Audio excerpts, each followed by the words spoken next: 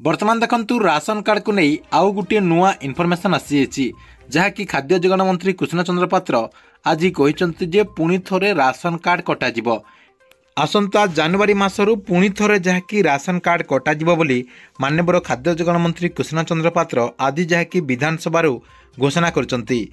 तेबे क्यों मानकर राशन कार्ड पुणी थोरे कटाजिब एवं ए नै खाद्य जोगाण मंत्री कृष्ण चंद्र पात्र कौन घोषणा करछंती आपनकु मु एई वीडियो माध्यम रे पूरा इनफॉरमेशन टी जनदेबी जहाँकि आपण माने वीडियोटी को शेष पर्यंत देखला परे से नै पूरा इनफॉरमेशन टी जानि परिबे। सेतिपाई वीडियोटी को बिना स्किप करिकि शेष पर्यंत देखंतु।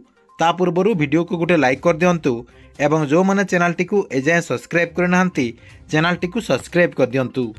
प्रथमे देखंतु आपण माने समस्त जानिचंती जे राज्य रे 8 लाख राशन कार्ड पूर्वर जहाँकि कटा जाइथिला से ने माननीय मंत्री मध्य घोषणा करथिले। एबे किंतु आपणकर आउ किछि लोकंकर राशन कार्ड टी कटा जिवो जहाँकि खाद्य जोगाण मंत्री कृष्ण चंद्र पात्र आज जहाँकि घोषणा करछंती एवं से कहते जे डिसेम्बर 31 तारिख पर्यंत आपणकर जो ई क्यासी प्रक्रिया रही से ई क्यासी प्रक्रियाटी जारी रहिबो। ई क्यासी प्रक्रिया आपणकर सरीगला अर्थात आपणकर डिसेम्बर 31 तारिख पर्यंत ई क्यासी चलिबो।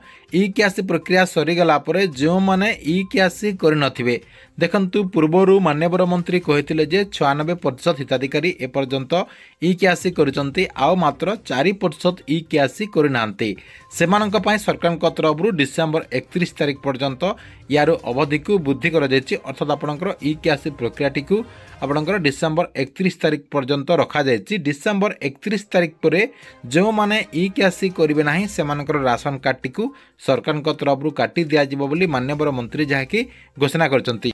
या सहित माननीय मंत्री कहते जे आपणकर ये जो राशन कार्ड रे ई क्यासी करा जायतिला ई क्यासी करिबा द्वारा राज्य में 6,83,995 जन मृत चिन्हट होइचंती।